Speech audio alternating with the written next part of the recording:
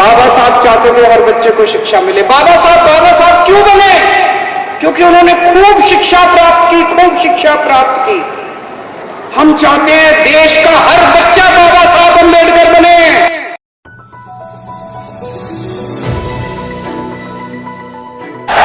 जय भीम, जय भीम। आज यहां पे आए हुए सभी भाइयों बहनों, माताओं, बुजुर्गों, बच्चों, आप सब लोगों को मेरा नमस्कार, सबको मेरा प्रणाम, सबको मेरा क्रांतिकारी जय भीम।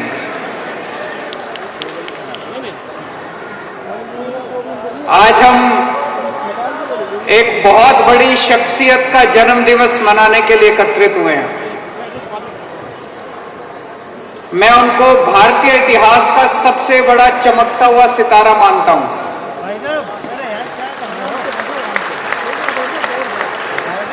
भारत ने बहुत बड़े बड़े महापुरुषों को जन्म दिया। उनके बाकी महापुरुषों की पूरी इज्जत करता हूं, लेकिन उन सबके अंदर सबसे बड़ा चमकता सितारा मैं बाबा साहब अम्बेडकर को मानता हूं।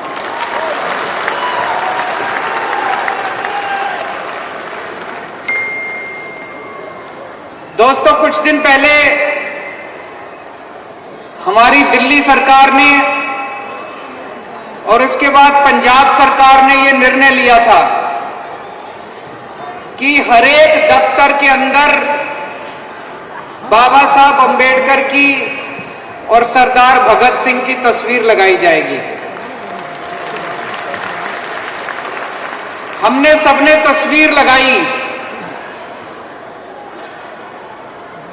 मेरे तो घर के अंदर भी जहां मैं बैठता हूं, मेरे घर के अंदर भी जहां मैं बैठता हूं, ऊपर बाबा साहब अम्बेडकर की बहुत बड़ी तस्वीर लगी हुई है। कुछ लोगों ने मेरे ऊपर आक्षेप किया, कहते हैं आप गांधी जी को भूल गए। मैं गांधी जी को नहीं भूला। गांधी जी की बहुत इज्जत करता हूं। गांधी जी ने बहुत संघर्ष किया, बहुत बलिदान दिया, देश के लिए बहुत कुछ किया, बहुत बड़े महापुरुष थे। लेकिन मैं बाबा साहब अम्बेडकर की ज्यादा इज्जत करता हूं।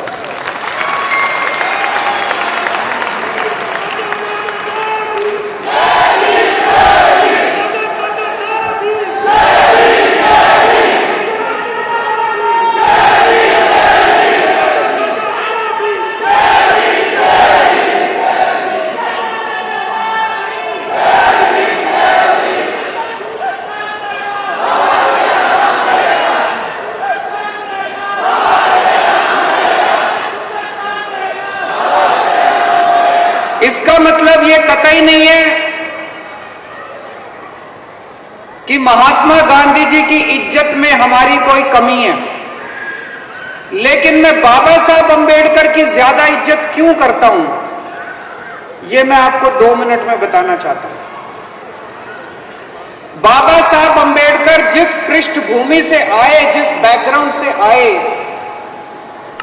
एक बहुत गरीब परिवार में उन्होंने जन्म लिया। मैंने उनकी जीवनी को कई बार पढ़ा है, कई चीजें तो रट गई है मेरे को, और जो मैं जहां मेरे को मौका मिलता है मैं ये बातें बार बार करता हूं, क्योंकि इन बातों को सुनने से आज की पीढ़ी को प्रेरणा मिलती है कि ऐसा भी एक शख्स था जिसने अपने जीवन के अंदर इतना संघर्ष किया था। बाबा साहब अम्बेडकर एक गरीब परिवार में पैदा हुए। मध्य प्रदेश के अंदर एक गांव में एक बेहद गरीब परिवार में, महार जाति के परिवार में पैदा हुए। स्कूल जाते थे, स्कूल में अपनी टाट लेके जाते थे, वो बोरी लेके जाते थे, क्लास के बाहर बिठा दिया जाता था। क्लास अंदर चल रही है, टीचर अंदर है, बच्चा बाहर है, वो पढ़ाई कैसे करेगा? सोचने वाली बात है, वो पढ़ाई कैसे करेगा? तो अंदर से टीचर की जो आवाज आती थी वो सुन सुन के उन्होंने पढ़ाई करी। अभी मेरे से पहले एक और वक्ता ने, शायद राजकुमार जी ने बताया था कि वहां पे एक चपरासी था, वो उनको पानी पिलाया करता था, ऊपर से वो ग्लास डालता ताकि ग्लास को भी हाथ ना लग जाए, पानी को भी हाथ ना लग जाए, और वो पानी पिया करते थे। और जिस दिन वो चपरासी छुट्टी पे होता था उस दिन पानी नहीं मिलता था। तो बाबा साहब अम्बेडकर ने एक किताब में लिखा है, नो पीएम नो वाटर। चपरासी नहीं तो पानी नहीं, उस दिन वो बिना पानी के उनको गुजारा करना पड़ता था। अब सोच के देखो, कोई और इंसान अगर होता, और छोटा सा बच्चा, नन्हा सा बच्चा, इतनी तकलीफों के बाद वो तो घर जाके बोलता मेरे को स्कूल नहीं जाना, मैं नहीं जाता स्कूल। बोलता कि नहीं बोलता? माँ बाप ही नाम कटा देते कि कहां तू बेकार में स्कूल में टाइम खराब कर रहा है, घर में रहे, थोड़ा काम धंधे में काम कमाएगा, 2 पैसे लेके आएगा, कहां तू स्कूल में। उन्होंने शिक्षा नहीं छोड़ी। कुछ तो उनका पिछले जन्मों के संस्कार होंगे, उन्होंने शिक्षा नहीं छोड़ी, पढ़ते रहे पढ़ते रहे पढ़ते रहे। और वो लड़का एक गरीब परिवार से उठ के अमेरिका की कोलंबिया यूनिवर्सिटी में चला गया।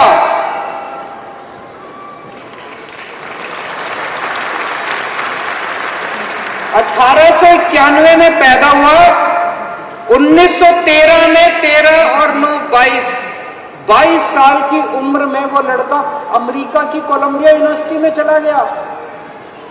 आज तो आपको कम से कम इंटरनेट तो है, इंटरनेट में आप गूगल सर्च मार सकते हो, कोलंबिया यूनिवर्सिटी पता कर सकते हो, कोलंबिया यूनिवर्सिटी का फॉर्म ले सकते हो। उस जमाने में मैं तो ये सोच रहा था, उस लड़के को बताया किसने कि कोई कोलंबिया यूनिवर्सिटी भी है? किसने बताया होगा उनको? मैं तो ये सोच के दंग रह गया, फॉर्म कहां से आया होगा? कोलंबिया यूनिवर्सिटी का फॉर्म उस लड़के, गरीब लड़के के घर में कैसे पहुंच गया? कहां से वो लड़का फॉर्म ले आया? मैं तो सोच सोच के मेरा तो दिमाग चकरा जाता है कि ये तो चमत्कार ही था, कोई चमत्कार से कम नहीं है। 1913 में, आज की डेट में, मैं सबसे पूछना चाहता हूं, इतने सारे लोग बैठे, कोलंबिया यूनिवर्सिटी में कौन पढ़ता होगा? कोई नहीं पढ़ता होगा। वो देश की सबसे बड़ी यूनिवर्सिटी है। 1913 में, आज से 100 साल पहले, वो लड़का पता नहीं कहां से फॉर्म लाया, फॉर्म भर दिया, फॉर्म भर के स्कॉलरशिप ले ली, वजीफा ले लिया, और फिर वो पता नहीं कोलंबिया पहुंच गया, अमेरिका पहुंच गया। वहां से उन्होंने पीएचडी डिग्री करी। फिर उन्होंने 1915 में एक पीएचडी से उनकी जो अंदर सीखने की इच्छा थी, एक पीएचडी से पूरी नहीं हुई। उन्होंने कहा मैं दूसरी पीएचडी और करूंगा, और दुनिया की दूसरी सबसे बड़ी यूनिवर्सिटी से करूंगा। वो लंदन पहुंच गए। London school of economics, London school of economics दुनिया की दूसरी सबसे बड़ी यूनिवर्सिटी है। वहां आज की डेट में भी, आज आप अपने बच्चों को एडमिशन दिलाने की कोशिश करो, आपको एडमिशन नहीं मिलेगा। लंदन स्कूल ऑफ, मेरे ख्याल से राघव चड्ढा वहां से है। लंदन स्कूल ऑफ इकोनॉमिक्स में पहुंच गए। वहां से उन्होंने दूसरी पीएचडी डिग्री करी। वहां पे उनके पास पैसे नहीं थे, बीच में अपनी डिग्री छोड़ के वापस आना पड़ा। हमारे देश वापस आके थोड़े बहुत उन्होंने पैसे कमाए, फिर वो अपनी डिग्री पूरी करने दोबारा लंदन गए। हम सब जानते हैं कि बाबा साहब अम्बेडकर वकील थे। आपको पता है वकालत कहां से करी थी उन्होंने? लंदन के अंदर, जैसे यहां पे अपने दिल्ली यूनिवर्सिटी में लॉ फैकल्टी है, लॉ फैकल्टी में भी एडमिशन मिलना कितना मुश्किल है।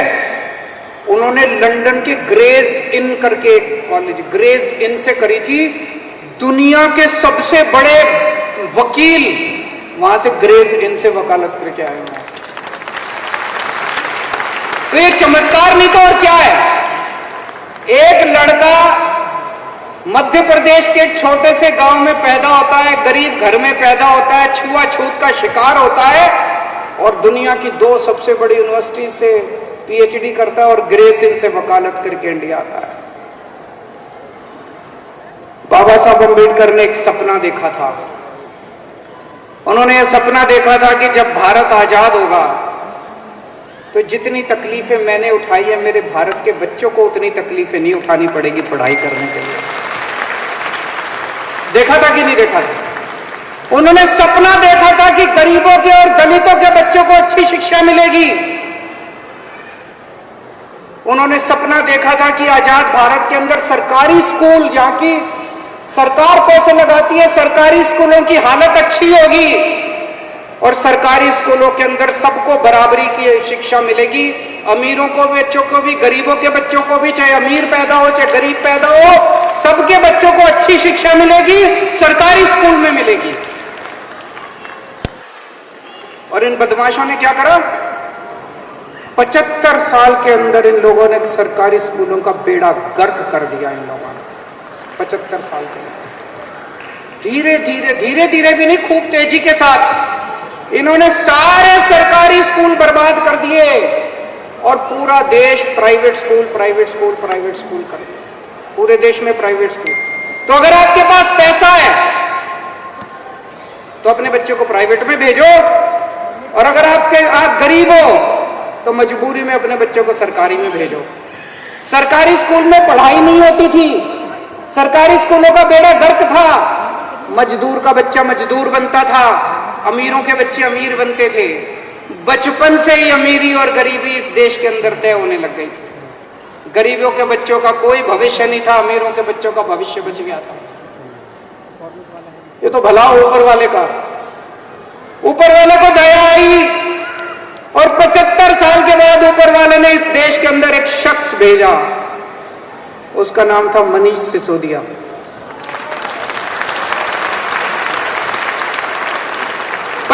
साल के बाद ऊपर वाले ने एक शख्स भेजा, मनीष सिसोदिया। सवेरे 6 बजे उठ के मनीष सिसोदिया सरकारी स्कूलों का दौरा करने के लिए निकल जाता है, इंस्पेक्शन करने के लिए। भाई साहब 5 साल के अंदर दिल्ली के सरकारी स्कूलों का काया पलट दिया। पलटा कि नहीं पलटा? सरकारी स्कूलों का काया पलट दिया। आज हम कह सकते हैं कि बाबा साहब अंबेडकर का सपना दिल्ली के अंदर पूरा हो रहा है। कहता 75 साल के बाद भी उन्होंने बाबा साहब का सपना पूरा नहीं करा। आज मैं कहना चाहता हूं, बाबा तेरा सपना अधूरा, केजरीवाल करेगा पूरा। हमारे देश में कई राष्ट्र विरोधी ताकतें हैं जो इस देश को आगे नहीं बढ़ने देना चाहते। ऐसा कौन हो सकता है जो ये नहीं चाहता कि गरीबों के बच्चों को अच्छी शिक्षा मिले? ऐसा कौन हो सकता है जो नहीं चाहता कि दलितों के बच्चों को अच्छी शिक्षा मिले? अगर अच्छी शिक्षा मिलेगी तो बच्चे आगे बढ़ेंगे, बच्चे आगे बढ़ेंगे तो देश आगे बढ़ेगा, देश का विकास होगा, तरक्की होगी। वो कौन लोग हैं जो नहीं चाहते कि देश तरक्की करे? वो कौन लोग हैं जो नहीं चाहते कि देश के गरीब बच्चों को अच्छी शिक्षा मिले? और इतिहास गवाह है, इतिहास के अंदर कितने ऐसे उदाहरण हैं जिस व्यक्ति ने समाज के अंदर शिक्षा का प्रचार प्रसार करने की कोशिश करी, जिस भी व्यक्ति ने शिक्षा का प्रचार प्रसार करने की कोशिश करी, इतिहास में तानाशाह ने उसी को उठा के जेल के अंदर डाल दिया। बाबा साहब चाहते थे हर बच्चे को शिक्षा मिले। बाबा साहब क्यों बने? क्योंकि उन्होंने खूब शिक्षा प्राप्त की, खूब शिक्षा प्राप्त की। हम चाहते हैं देश का हर बच्चा बाबा साहब अंबेडकर बने।